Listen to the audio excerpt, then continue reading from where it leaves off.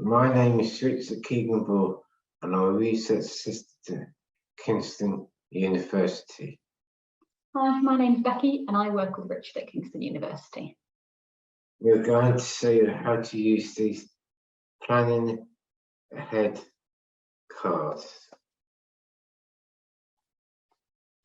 These cards are to help you to think about and talk about the future.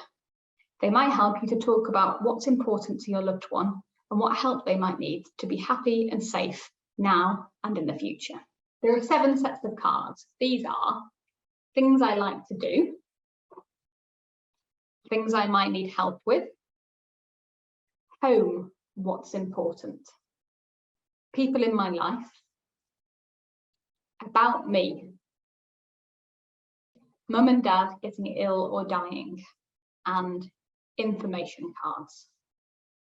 There are lots of cards, but you only need to look at the ones that are relevant to you and your family.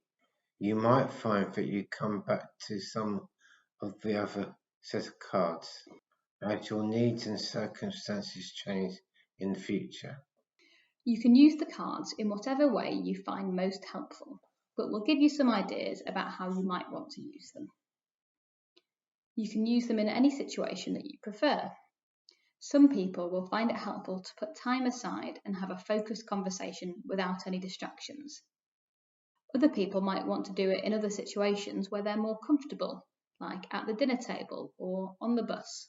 If you like to do things on the computer, you can use the online versions instead.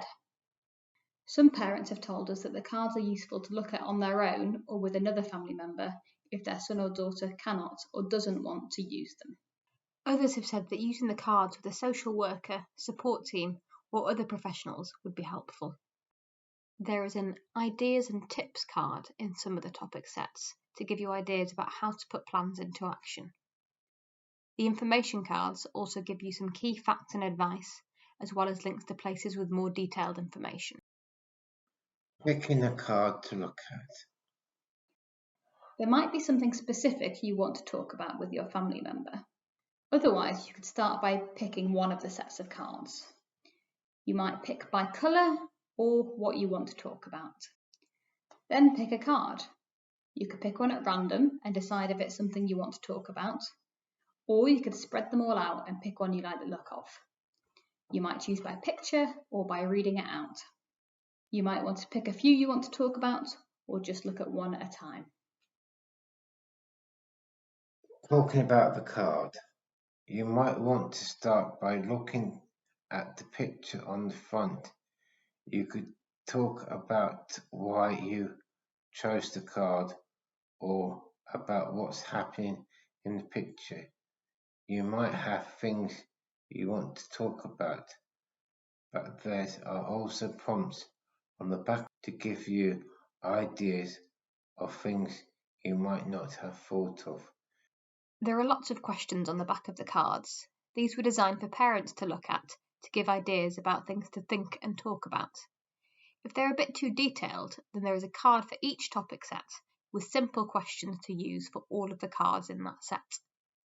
These might be helpful if you have a learning disability and are looking at the cards on your own. Writing down what you talked about.